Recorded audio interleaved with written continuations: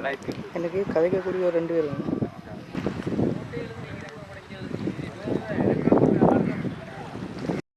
நல்லா அடிங்க.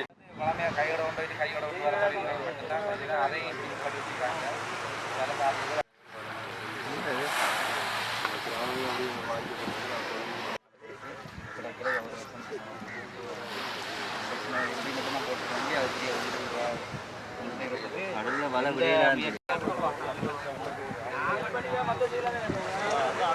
இருந்து கொண்டிருந்தது. அதே வேளையிலே எங்களுடைய அண்டை நாடாகிய இந்தியாவினுடைய தமிழகத்திலிருந்து வந்த மீனவர்கள் பெரும்பாலானோர் எங்களுடைய மீனவருடைய வலையை எடுத்து விட்டார்கள்.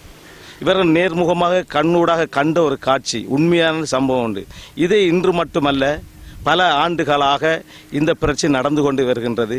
நாங்கள் பலரிடம், பல அதிகாரியிடம் இது சம்பந்தமான திணைக்களத்திடம் முறையிட்டு அதற்கான நிவாரணம் கேட்டிருந்தும் இதுவரை காலமாக எங்களுக்கு கிடைக்கப்பெறவில்லை.